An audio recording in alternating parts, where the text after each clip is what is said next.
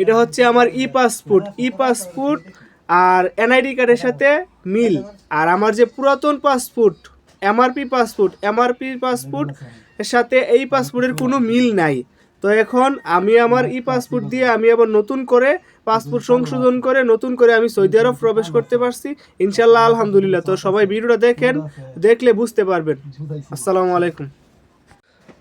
আলাইকুম। তো সবাই কেমন আছেন? আশা করি ভালো আছেন। যারা সৌদি আরব থেকে চলে গেছেন আর পুনরায় পাসপোর্ট সংশোধন করে সৌদি আরব আবার প্রবেশ করতে চাইতেছেন, তো যে সময় চলে গেছেন বাড়িতে গিয়ে সেটা এনআইডি কার্ড করছেন নতুন করে, এনআইডি কার্ডের সাথে আপনার পাসপোর্টের সাথে কোনো মিল নাই, তারা পাসপোর্ট সংশোধন করে আবার সৌদি আরব আসতে চাইতেছেন, তাদের জন্য আজকে এই ভিডিওটা তারা এই মনোযোগ সহকারে দেখবেন, তাহলে আপনি ক্লিয়ারভাবে বুঝতে পারবেন। তো আমি এর আগে অনেকগুলা ভিডিও আমি আমার ইউটিউব চ্যানেলে পোস্ট করছিলাম, তার অনেকে অনেক কমেন্ট করছেন, অনেকে প্রশ্ন করতেছেন, বুঝতে অনেক সমস্যা হইতেছে। তো আজকে আমার এই ভিডিওটা যারা দেখবেন একদম ক্লিয়ার হয়ে যাবেন। যারা সৌদি আরব থেকে মনে করেন পাসপোর্ট আপনার নাম ছিল, একটা নাম ছিল আবু জামাল, বয়স ছিল এত বছর 10 বছর, আপনার মা বাবার নাম ছিল এটা এরকম, আর বাড়িতে গেছেন এনআইডি কার্ডের সাথে কোনো মিল নাই, এনআইডি কার্ড একদিকে রাখলে আরেক দিকে আপনার পাসপোর্ট, একটার সাথে কোনো কিছু মিল নাই। এখন আপনি পাসপোর্ট সংশোধন করেছেন, এখন আপনার এনআইডি কার্ডের সাথে আপনি পাসপোর্ট সংশোধন করেছেন, পূর্বে ছিল এমআরপি পাসপোর্ট, হয়ে গেছে এখন ই পাসপোর্ট আপনার এনআইডি কার্ডের সাথে। এখন আপনি সৌদি আরব প্রবেশ করতে পারবেন কি না?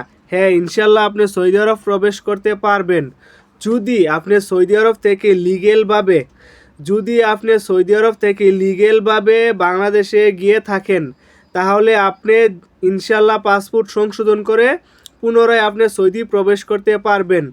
যদি আপনি নামের ক্ষেত্রে মিয়া উপাধি মিয়া এমডি এগুলা কোনো সমস্যা নাই, এগুলো হচ্ছে আপনার উপাধি, আপনি এগুলাতে কোনো সমস্যা হবে না। যে কোনো মুহূর্তে আপনি সৌদি আরব আসতে পারবেন যদি লিগেলভাবে সৌদি আরব ত্যাগ করে থাকেন, যদি লিগেল। আর কারা সৌদি আরব পুনরায় আসতে পারবেন না, যারা মনে করেন কোনো মামলা মোকদ্দমা করে গেছেন, মনে করেন রাস্তাঘাটে পানি বিক্রি করতেছেন, পুলিশে ধরে বাড়িতে পাঠাইছে, সফর জেলের মাধ্যমে গেছেন, ফিঙ্গার দিয়ে গেছেন, তারা পুনরায় সৌদি আরব প্রবেশ করতে পারবেন না।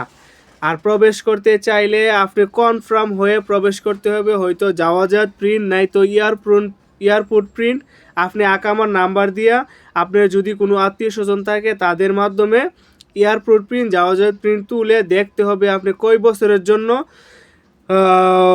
বন্ধ করে রাখছে, আপনি আসতে পারবেন না। তা ওইভাবে আপনি কনফার্ম হয়ে যেতে পারবেন যে আপনি আসতে পারবেন নাকি আসতে পারবেন না।